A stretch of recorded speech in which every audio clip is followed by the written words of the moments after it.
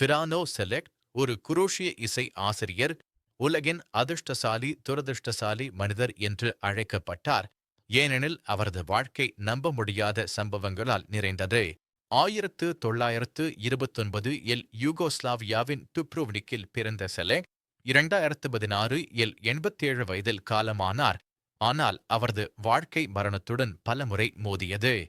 1957 இல் அவர் பயணித்த ஒரு பேருந்து சாலையை விட்டு விலகி ஆற்றில் விழுந்தது. ஆனால் செலெக் மற்றும் ஓட்டுநர் இருவரும் சிறிய காயங்களுடன் நீந்தி தப்பினர்.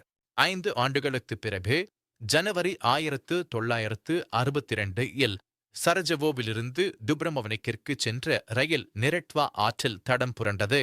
செலக் ஒரு ஜன்னலை உடைத்து தன்னையும் ஒரு பயணியையும் காப்பாற்றினார். ஆனால் 17 பேர் இறந்தனர்.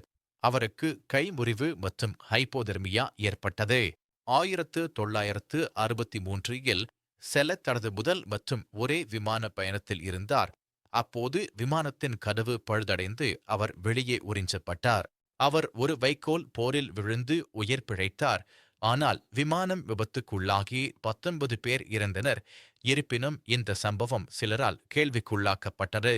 1966 இல் அவர் பயணித்த மற்றொரு பேருந்து ஆற்றில் விழுந்தது. 4 பேர் இறந்தனர். ஆனால் செலக் மீண்டும் சிறிய காயங்களுடன் தப்பினார். 1970களில் அவரது கார்கள் 2 முறை தீப்பிடித்தன. 1970 இல் அவர் வெடிப்பதற்கு முன் தப்பினார். 1973 இல் எரிபொருள் பம்ப் செயலிழப்பால் தீப்பிடித்த போது முடி கருகிய நிலையில் தப்பினார். 1995 இல் ஜாக்ரெபில் ஒரு பேருந்து அவரை தாக்கியது. ஆனால் அவர் சிறிய காயங்களுடன் தப்பினார். இது அவரது தொடர்ச்சியான அதிர்ஷ்டத்தை நிரூபித்தது. 1996 இல் மலைகளில் வாகனம் ஓட்டும்போது ஒரு ஐயின்னா திறக்கை தவிர்க்க அவர் திரும்பிய போது அவரது கார் ஒரு செங்குத்தான பாறையிலிருந்து விழுந்தது. சீட் பெல்ட் அணியாத செலக் காரிலிருந்து தூக்கி எறியப்பட்டு ஒரு மரக்கிளையை பிடித்துக் கொண்டார். கார் கீழே விழுந்து வெடித்தது. 2003 இல் தனது 73வது பிறந்த நாளுக்கு சில நாட்களுக்குப் பிறகு செலக் குரோஷிய லாட்டரியில் சுமார் 900,000 யூரோக்களை வென்றார். அவர் அந்த பணத்தில் ஒரு வீடு, ஒரு படகு வாங்கினார்.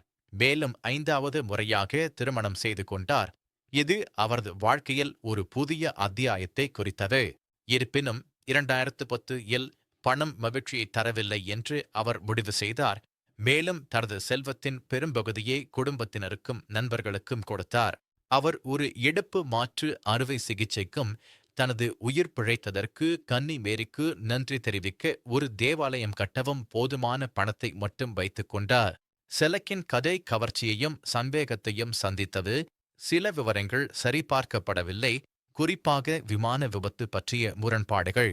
கேள்விகள் இருந்த போதிலும் ஃபிரானோ செலக்கின் வாழ்க்கை அனைத்து முரண்பாடுகளுக்கும் எதிராக உயிர் பிழைத்த ஒரு கவர்ச்சியான கதையாகவே உள்ளது.